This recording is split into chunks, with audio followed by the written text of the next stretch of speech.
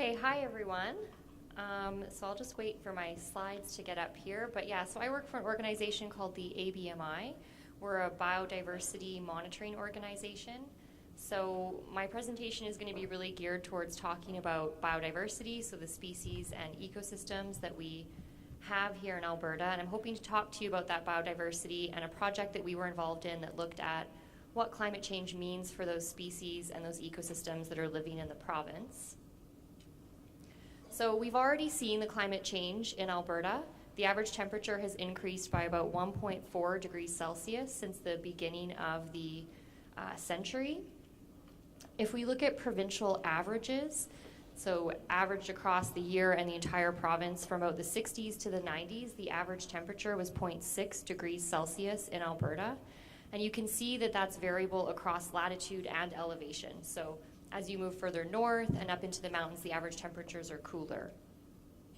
When we project that out into the mid-century, so the 2040s to 2070s, the average temperature is expected to increase to 3.1 degrees Celsius. And I've got a couple of points labeled on that map there. I've got Elk Island National Park, which is just outside of Edmonton, and then I have Writing on Stone, which is down on the US border. So currently the average temperature at Elk Island is 3 degrees Celsius, and at Writing on Stone it's 5. By the mid-century, the predictions are that Elk Island will have a temperature more similar to what we have at Writing on Stone today. If you take that out a step further to the end of the century, the average temperature is expected to be 4.7 degrees Celsius, and Elk Island National Park will actually be warmer than what we have at Writing on Stone today. So those are pretty massive changes in terms of temperature here in Alberta. And temperature is not the only thing that's expected to change. They're expecting that there'll be increases in precipitation, so we'll see more precipitation, but overall less soil moisture. So because things are going to be warmer, there'll be more evaporation, which will leave less moisture behind in the soil for plant growth. There's also predicted to be more extreme weather events. So all of those things come together to mean a longer growing season, higher temperatures, lower soil moisture, more storms, and overall a loss of wetland habitat, particularly in the southern part of the province. And all of these changes in climate have implications for the sorts of habitats and ecosystems that we have here in Alberta.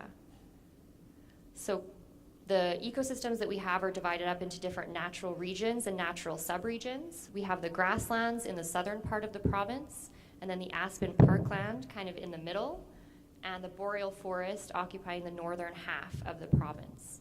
So we can take those climate predictions and predict out what we expect to see in terms of changes to these ecosystems. So if we look at the mid part of the century, the expectation is that our grassland and parkland ecosystems are going to expand further north into the province, and we'll see a reduction in the amount of boreal forest. Taking that out further to the 2080s, we predict that around that time, grassland ecosystem will become the dominant habitat type across Alberta, dominating most of the province, and the boreal forest is going to be restricted to just a few small pockets of high elevation places in northern Alberta. So these maps are very much predictions. They're not a certainty. They change depending on what climate model you use, what carbon scenarios. There's a lot of uncertainty built into these maps. But one thing that is very consistent across the scenarios is that boreal grassland transition. So that sort of change is definitely something that we expect to happen. And to tie that to sort of a tangible example, we can go back to Elk Island National Park. So Elk Island is currently in the dry mixed wood boreal zone. So it's a mixed wood forest with coniferous and deciduous trees. So it has a lot of woody, leafy vegetation. Given what we expect for grassland transition, we can basically see that ecosystem at Elk Island to transition over time to a dry mixed grass prairie. So obviously that's a very different type of habitat with very different vegetation. These sorts of changes are not going to be instant. These happen over very long time periods. And there's a role for disturbance in facilitating these changes. So it's not like the trees are just going to fall over overnight and give up. There's going to have to be disturbance events like fire or insects or harvest events that actually remove that vegetation. And then it's about the new plant community that's going to regrow. That will be determined by the new climate conditions that are there at the time. So that just sort of reinforces that there is a lot of uncertainty around the timing of when these changes are going to happen and exactly how and where and when. But we do know that these sorts of changes can be expected, and over long enough time periods, they're going to be quite dramatic. So from the perspective of a native species that lives here in Alberta, faced with these changes, they really sort of have two options in terms of how they can respond. They can either stay where they are and adapt to these new conditions, or they can move and follow the habitat and the climate that they're used to. And both of those options can present some challenges. Just as a couple of examples, many early spring blooming plants like prairie crocus are starting to bloom earlier and earlier in the year.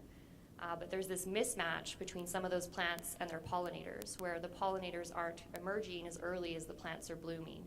So there's this breakdown in the pollination services for those plants, and there's also different plants blooming that the pollinators aren't used to traditionally. So that's the type of sort of relationship that's going to have to struggle and co-adapt together to these new conditions. Another example from Alberta is white-tailed deer. Obviously, they're a lot more mobile than plants, so it's a lot easier for them to move and follow the habitat and the climate that they're used to. There's examples in Alberta of white-tailed deer expanding their range further north and being able to increase their abundance because the winters have been less severe. And that expansion and increase further north is now being linked as one of the factors that's contributing to declines in woodland caribou in northern Alberta, which is obviously a huge management issue for people up there. So that's an example of some sort of unintended or unanticipated consequences as species try to adjust to these new conditions. One of the ways that you can assess some of that variability and how different species respond to climate change is to look at vulnerability. So we were involved in a project where we assessed the vulnerability of 170 different species here in Alberta. And we did that by looking at the exposure, so how much of their habitat is expected to change as a result of climate change, and also sensitivity, so how sensitive are they to those changes. And we use those two metrics to come up with an index of vulnerability. And what came out of that, looking at those 170 different species, is that amphibians were identified as the most sensitive group of species here in Alberta to climate change. And that's largely because they rely on wetland habitat for their breeding, and particularly in southern Alberta, there's predicted to be a loss of wetland habitat. So there's going to be this change, exposure to their habitat where there's less habitat available. And then they're also not that great at moving around. So they're not very mobile, which makes them more sensitive. And in particular, they really have a hard time moving when they run into humans. So if they hit a road or a city or a cropped field, that's a pretty big barrier for them in terms of trying to move to find a new wetland to live in. So that makes them really vulnerable to some of these climate changes that we can expect.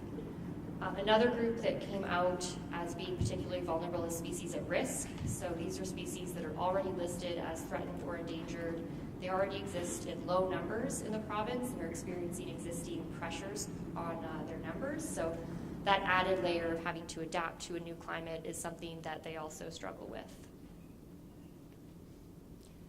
The flip side to vulnerability is that there are some species that are actually predicted to do well and actually be able to thrive and benefit because of climate change. So in a separate project, we looked at invasive plants and how we can expect them to respond to this changing climate. And we were able to identify 3 different species that are listed up there that are on the Weed Control Act currently that are expected to become more aggressive and be more successful in their invasions as the climate warms and creates new available climate envelopes for them. And we also were able to identify species, the example there is the Syrian bean caper, that are not currently on the Weed Control Act, but they're predicted to become more of a problem as there's more suitable habitat created for them in Alberta. So this is an example of the type of information that you can use to anticipate some of the challenges that might be coming down the line because of climate change, and also potentially take some proactive action in response. In terms of other ways to adapt to climate change, from a biodiversity perspective, it's really about maintaining areas of natural habitat. So maintaining our protected areas network, our parks network, conserving wetlands, and in particular maintaining the connectivity of those different natural habitats so that it's easier for species to move when they need to.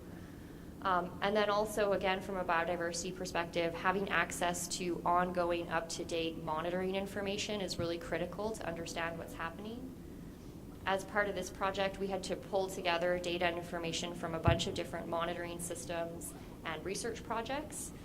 So maintaining that ongoing monitoring system and being able to pull together up-to-date information helps us understand not only the changes that are happening right now, but also being able to build better and more accurate predictions of what's going to happen in the future.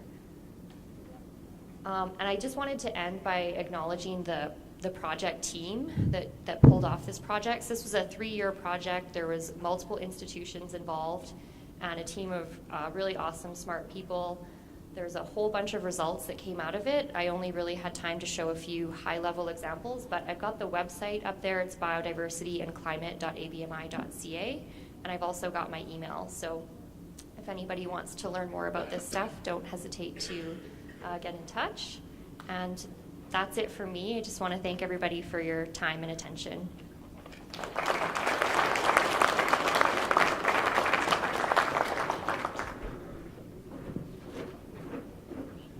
Awesome, thank you, Monica. All right, now it's up to our producers here to show us or teach us how they're going to adapt. First one up is Chris Vesters. He's the owner of Blue Mountain Biodynamic Farms, which is just outside of Calgary. Chris?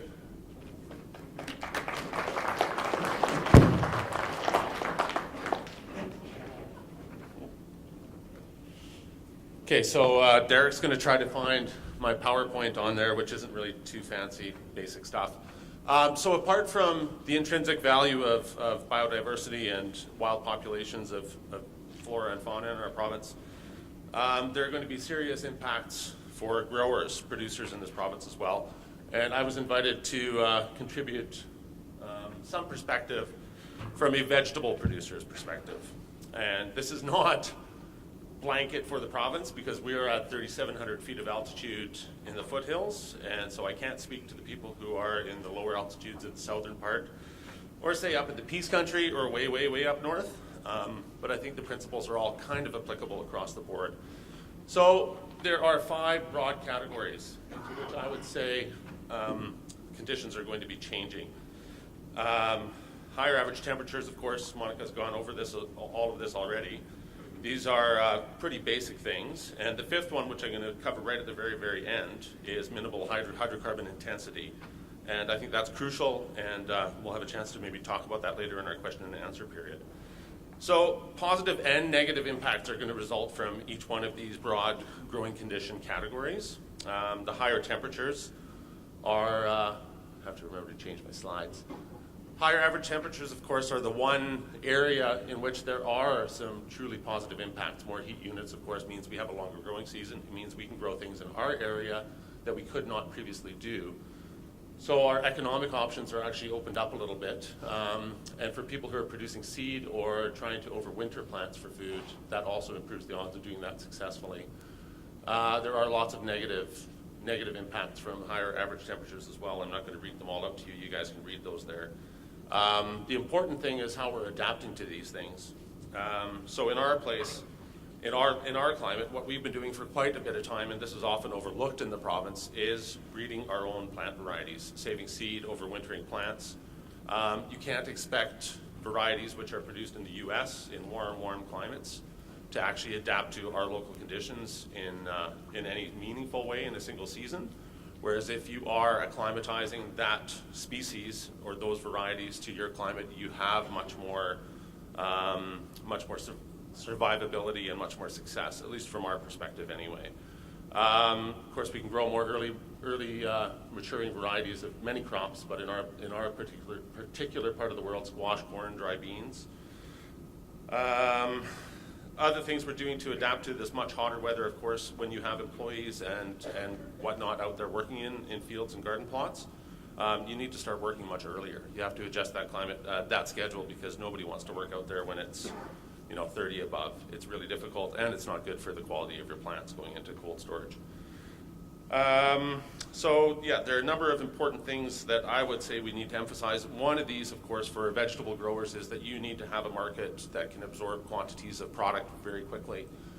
We do this through CSA Farmers Market, and we have relationships with wholesale buyers. And I'll just throw out there as an example, last year our production window for green beans went from 6 weeks down to 3 weeks. So we produced the same quantity, but in half the time. And if you're planning to have that product go out over 6 weeks, and now you have that compressed, that's challenging. So if you've got great relationships with a number of different buyers, and you can work that out very, very quickly, that will save you a lot of losses as well. So second broad category, decreased water availability. There's not a whole lot of positive that goes along with this. I mean, the lower soil moisture content is going to be a problem. The only positive, and I was really reaching here, is less potential for fungal diseases in plants. Otherwise, it's all negative from my perspective. Decreased productivity, lower quality, increased potential for erosion, of course. Anytime you've got soil drying out to that degree and you then have heavy downpours or strong winds.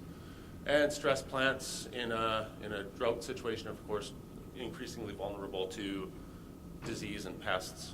So the ways in which we've been trying to adapt to these drier conditions, of course, we reduce all of our water waste, so we're not wasting anything. We do use some gray water systems, so that doesn't mean household gray water, but anything that comes out of our washing systems, that's all used for irrigation and watering in another location, but it's definitely not wasted. We do not live in an area where we have irrigation, so we're only catching water and using well water, which isn't long-term a good solution for irrigation either. We've invested in efficient irrigation technology, drip lines, solar electric pumps, and automated and intelligent control systems. Just now we're beginning to invest in water catchment systems, and this really comes from, to a certain degree, from the permaculture movement. So investing in water catchment systems both for surface runoff and for building runoff, so either in-ground storage or above-ground storage. Of course, conscientious management of tillage. This is extremely important. You don't want to be out there exacerbating dry soil conditions. You want to time that very carefully. You want to minimize it as much as possible. Again, adapting plant varieties to local conditions through selective breeding. This is extremely important, and like I said before, often overlooked in our province. We reach out to other producers of vegetable seeds to provide us with our stock, our seed stock. And I think the grain producers have been a little bit better in this regard, grain and oilseed and pulse producers in this province than the vegetable producers. So I think we have altogether maybe 2-3 producers of vegetable seeds in Alberta. Otherwise, everything comes from very, very much further away. The last thing there, just focusing on increasing soil organic matter.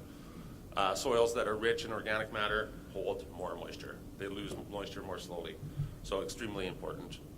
As Monica mentioned, northward ecosystem drift. So this is perhaps the one area where for a grower, the impacts are a little bit less tangible to begin with, but eventually are going to be a problem. So introduction of new plant diseases, introduction of new insect pests, introduction of new weeds. None of these things especially good, but possibly balanced out by introduction of new beneficial insects and birds. Hard to say. And in terms of how we are adapting to this, adapting to the new arrivals from the south, very careful observation of your plant health and new insects and plants that you haven't seen before, sticky traps so that you can do population assays and, of course, catch insects, increased applications of biological controls in our case, and a lot more use of floating row covers. So Remay, Agribon, those sorts of things. This one here, probably the most difficult to plan for, to adapt to, because it's by definition, hard to adapt to something that's unpredictable. So negative impacts are obvious to everybody that lives in this province. We've all had serious hailstorms, at least I think we've all had pretty serious hailstorms. So loss of quality or absolute complete catastrophic crop loss is also possible. Soil erosion, increased soil erosion. Damage to infrastructure, also not unheard of due to increasingly violent and volatile weather. And stress, of course, as a farmer, if you're trying to deal with volatile conditions that make it hard to plan and make it hard to work around, it increases the amount of stress in your life. So in terms of adapting to the instability, we've been moving and are planning to move more production into high tunnels and under row covers and in greenhouses. We don't just produce vegetables. We're a small mixed farm, so anything that ends up not being marketable can be salvaged for feed value. We've got both chickens and pigs, and they'll eat just about anything that comes out of a garden that can't be sold. We have some tight protocols in place for recovery. If the damage is really, really intense, you need to do very quick assessments. You need to be able to salvage things very quickly. You need to be able to till things in and reseed and replant. And that all has to happen in a very short time frame when your growing season is really only about 110 days long, or at least your frost-free growing season. Diversity. This is something that, again, I think is often overlooked. The more diversity you have in your production system, the better chance that something will thrive in those particular conditions that year. It is the insurance policy of the planet, and it should be an insurance policy that all of us have in place on our farms. If you're growing one variety of corn and the conditions are not particularly conducive to its production that year, you won't get a crop. If you're growing 3 varieties, there's a good chance that one of those will thrive under those conditions. And the last thing I'd like to talk about, and just really, really briefly, all of us, whether we're organic producers or conventional producers, we are super, super dependent on fossil fuels, and that's the reason that we are in this situation. It's about 1/3 of all greenhouse gas production on the planet is attributable to agriculture, and the more organically oriented ones, of course, don't contribute quite that much, but it is still significant, and it's something that we all need to think about moving away from. So there are supports in this province, like there never have been before, to be able to adopt some renewable energy technologies and to apply them in your farming operation. There's some really, really beautiful and highly sophisticated machines coming out of France and other parts of Europe primarily. I mentioned Nio Technologies there because I think all of you should go and look at what they're producing. They are weeding drones. And of course, they're prohibitively expensive at this point in time, but those, as they scale up, those things are going to become more and more accessible. The calorie trends, what do we call this here? I'm losing my words. The caloric win in terms of our agricultural production is actually a loss right now. So because we are so dependent on fossil fuel energy, we're putting about 20 calories of energy in to produce 1 single calorie of organic green energy. And we need to really consider this equation very seriously and find ways to use human and animal power where it is actually appropriate, because the caloric win can actually be positive as opposed to negative. And the last thing I would want to say, 200 years ago, people could not imagine how we would be farming. 100 years ago, 50 years ago, people couldn't imagine how we were farming now. So we all need to be able to have some sort of capacity to imagine agriculture beyond the diesel and gas-powered iron that we're dependent on now, and take it to those places, because that's what's going to take to adapt to changing conditions. Thank you all.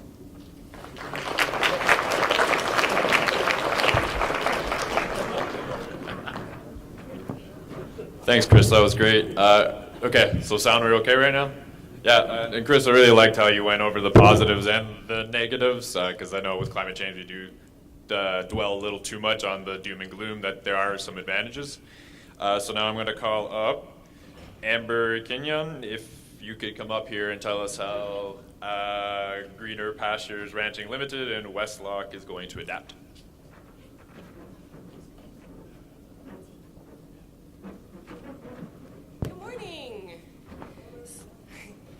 You guys are so quiet. It's first thing in the morning. No noise, no. Thank you. So I'm Amber Kenyon. I'm from Greener Pastures Ranching. We are a diverse farm up north by Westlock, and we do a number of things on our farm. One of our main operations is custom grazing cattle. So with the cattle, we rotationally graze. We run approximately 800 to 1,200 head of cattle on about 3,000 acres of land, give or take. So all of our land is leased. And that makes us a little bit unique because we actually don't own cows and we don't own land, but we still manage to ranch. So this is one of our herds. Through good rotational grazing, we are able to manage our soil.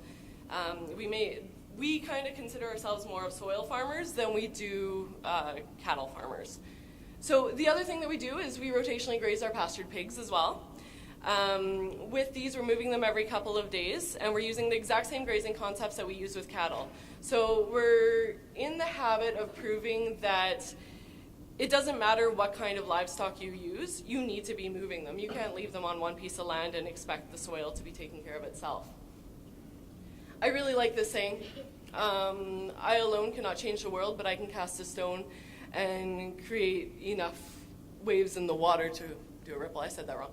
It's by Mother Teresa, and I really think, especially in agriculture, this is true. As climate change is coming, it is changing things, it has been changing things. We're really seeing this. Like in agriculture, we actually have the power to make a difference. And that's unique of almost any other industry. I mean, one person can make more of a difference in agriculture than anywhere else. So we are already seeing the effects of drought in the rest of the world. This is from California in 2015.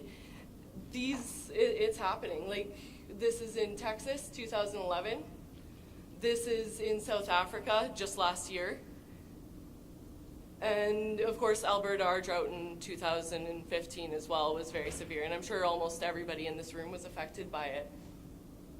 This is the drought map from Alberta in 2015, and this was really bad. Like, all of the red there is places that were in severe or moderate drought. This is, this is coming, and whether or not you believe in climate change, water is our most limiting resource already. Every one of us has experienced drought and the effects of it, and I think this is one of the things that we can make a difference with it. This is our local weather station here in Busby. So in the last 4 years, we have actually had drought conditions. 2015, of course, being the worst. 2017, we were finally back up to a normal precipitation amount. So what I want to get down to is drought resilience in your land. This is what's going to make a big difference for us as farmers, is making sure that our land is drought resilient, and it is one of the things that we actually have a power to make a difference with. So through rotational grazing, we are managing our soil. We are making sure that our soil holds on to every little bit of moisture that comes down, that our plants are able to use it, the soil organisms are able to use it. And when we have that cycle in effect, we are taking care of the entire system rather than just trying to manage for one or two things, which is what's caused us to be in a state of problem as it is. So this is what the water cycle is supposed to look like. We're not supposed to be losing our moisture to runoff. We're not supposed to be losing it to evaporation. And that's what's happening in a lot of agricultural land. Whereas if we can get our soil in good shape, we are actually going to be bringing that water right into it and infiltrating into the soil. So I'm going to get down to August 2015, or that whole year. The drought in our area was very severe. Our land is in fantastic shape. I'm very proud to say that we've been taking care of it for a long time, and we are quite drought resistant. Our grass was in great shape. We had more than enough grass to feed our cattle, and our one herd was 800 head this year, and we were able to feed them just fine. Had tons of grass ahead of us. Our dugouts, however, we were really low on water. When you haven't had rain for months, there's only so much you can do for this. So come August, we were getting pretty darn nervous. We're like, hey, how are we going to do this? We need to have some kind of backup plan. We need to figure something out, because if we don't get rain soon, we're going to be in big trouble here. 800 head of steers don't want to wait for their water. They get pushy. So we, trying to come up with solutions. Sure enough, rain came. This is the Sobeys parking lot in Westlock. We ended up getting 5 inches of rain within, I think it was 24 hours or something. It was crazy. So people were boating in the parking lot. They had a great time. Steve and I, afterwards, were like, hey, we need to talk about this. This is going to be fun. We're going to go to our dugout. We're going to see all this water. Our land's in great shape. Let's go see what happens. So we go to our dugout. That's what we saw. Really? Okay, we've been working on this. How do we not have more water than our neighbors? I don't understand it.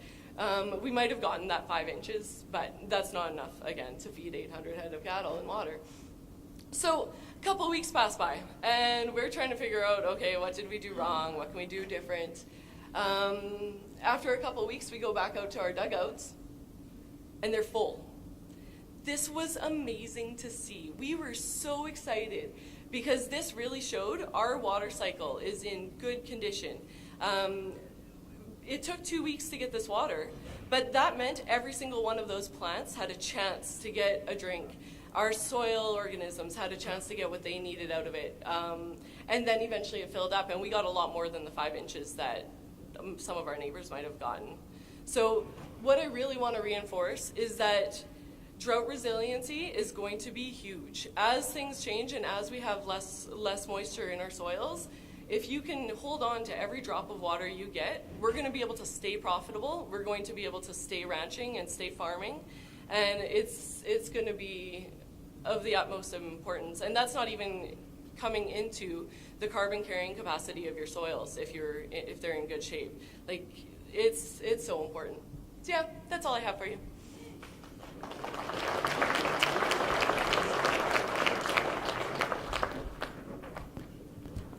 Thanks, Amber, so much for that. I really like how we had a real-life example there. Now, our conclusion, she's going to bring it home for us. It's Heather Kirschbaumer from Golden Acres Seeds up in Fairview. She's going to explain how she'll adapt her operations.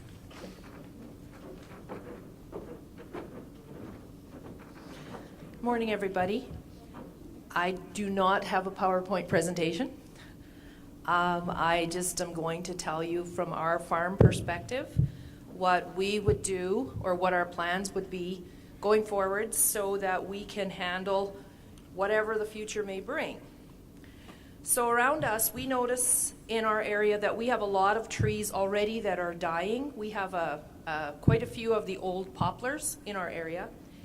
And we were wondering, why is it that we see all of this level of trees and all the old tall ones are just dead? So I actually went and I talked to someone who works at the Fairview College about this. And he said, well, maybe our trees are just old. So we thought maybe that's part of it. Maybe they're just getting near the end of their life. And maybe they've been weakened by age. So they're more susceptible to disease. They're more susceptible to drought. They're more susceptible to bugs, caterpillars. All of the chemicals that we're spraying in the area. So maybe this is part of what's happening, and maybe it has never been rejuvenated by a fire for 100 years. So maybe it's a combination of all of these things. But we did notice also we have land that's farther north, it's near Dixonville, and we don't notice that up there at all. So that was what caught our eye. So we were thinking maybe that is because maybe they did have a fire up there. But it made us start wondering about this climate change, just what's happening already. So we were talking to a couple different people about this, and even my husband's father said when he moved here, or up to Fairview, this was back in 1928, there's coulees. I don't know if you guys know, Dunvegan has big coulees, and we're along the edge there, so we have areas of our land that starts at our place, and the coulees progressively get deeper down to the river. And they used to be able to see across, for miles across, they could see their neighbors everybody could see everybody else's farm like a mile and 2 miles over. And this was back in the 1920s. Since then, those trees have all grown up. So we know that we do have trees that are probably, 90 years old or 80 years old. So that probably has a lot to do with it, but that probably also is having to do with our climate changing now just because of the drought. So if the climate changes as is predicted, we went through a bunch of different scenarios. If it gets drier, if it gets warmer, I should say, it is going to get drier. We're going to have more heat units. We're going to have maybe more frost-free days. So we're probably going to have more extreme weather. And we already are noticing that with these storms that we get. When we get a drought, it seems like we have these longer droughts. Even in one season, the droughts are longer. We don't get those common 3-day rains that we used to get. We don't seem to see the 3 days of 3 inches of rain. Instead, we're getting 3 inches in 3 hours instead of getting 3 inches in 3 days. We're also getting, when it's wet, it's very wet. When it's dry, it's very dry. So if we are going to change our own farming practices, the first thing amongst ourselves, we discussed this already, is fiber in our soil is going to be the most crucial component. We need our soil to act like a sponge. So when we do get that rain, we're going to keep some of that rain. We don't want it all to just run off. So it's going to help, it's going to help us potentially in a dry year. We want to have that sponge that's already absorbed as much of the moisture as we can get. We want to save our spring moisture, and we want to save any moisture we get through the year. So then when we do get a 5-inch rain, we also want it to act as if it is porous enough so the rain can soak through, so we get to absorb it into our subsoil moisture, so we don't have this lack of subsoil moisture that we sometimes have had in the last few years. To do that, we would use, which we already do, alfalfas and clovers or perennial plants that will break down the hardpan so that we don't have that hardpan layer keeping the moisture from the subsoil. We are going to use more green manure crops, which we already do, but we would probably rotate them maybe more often. So instead of having a rotation of every 4 or 5 years of a green manure crop, we might do it every 3 years. We would try to build our fiber because we would want to maintain the water when we get it. We would try to use also for weed control, we're going to use surface tillage, shallow tillage, I guess I'd say, rather than, say, plowing, which is going to have your soil exposed. And we would try our best not to have any soil exposure. We would also be trying to use surface tillage for our weed control because we're organic. We have to be thinking the way our grandparents thought. Without using, we used to have to summer fallow every 1/3 of our crop when we started farming, when we were farming our father's land. They wrote into our agreement that we had to summer fallow 1/3 of the acres every year. So we had black land, 1/3 acres every year. And we would never do that anymore. We've learned that that is absolutely not the way to go. We would try to keep a mulch in the top 3 or 4 inches so that we always have that maintaining moisture plus weed control. From a cropping perspective, I think there would be pros to the warmer weather and cons to the drier weather. So on the plus side, with better use of heat units, we probably would be able to grow different crops that we can't grow right now. With our longer growing season, we would probably be able to have the more frost-free days, so maybe more better varieties would be accessible. We might be able to grow lentils. We might be able to grow chickpeas. We might be able to grow beans, like who knows. So we would have to be aware and watching the heat units so that we're taking advantage of the changes rather than seeing only the negative. There's going to be some positives too. I think alfalfa would be one of the most important crops that we would be growing up where we are, and we would probably be able to grow better quality alfalfa. Our alfalfa seed up where we are probably gets froze 1 out of every 2 or 3 years. So if we had a few more heat days, it might make a big difference in an alfalfa crop. We would have climate potentially, we already have some river flatland where they grow corn. It's like market garden land. And maybe the top would become more like that. So then we would be able to grow corn. Who knows? On the negative side, though, the lack of water is definitely going to be the biggest issue. So we have to be really careful not to have bare soil. We're going to have to keep that mulch on the surface. We're always going to be trying to build up the fiber. So we're going to be sealing our land earlier in the spring because we won't be able to afford to take that chance of missing that window. We're going to have to get rid of that hard pan. We're going to have to make sure we're always constantly thinking, save water, build fiber, seal the land. And we're going to be using a lot of legumes in our green manures like sweet clover, red clover, alfalfa. Then we feel that our crops have the potential to thrive. So any of these cereals that we're normally growing, like the oats or the wheat or the barley or the peas, is going to do just fine if we maintain a proper rotation, earlier, faster rotations. And I drew myself this map. My husband helped me with this all, John, sitting out there.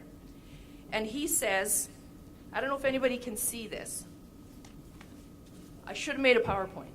But it's like an ocean with a wave, and it's a big wave, and every year, or every 2 or 3 or 4 years, we're going to have these rotations where we have, this is a straight line in here, is our break even of our costs of our farm, and you have this wave that goes below and above and below and above and below and above. Our goal is we want to make the line towards the bottom of the wave, so our break even is at the low and our profit is at the high. So we're farther above the break even instead of half above and half below. And we think that if we do proper management techniques, that's always been our goal, is show more profit. But in the future, there is potential for this area where we farm, which is the north, we have probably more benefit by it than negative by it if we can manage our water. So that's our perspective. So thank you.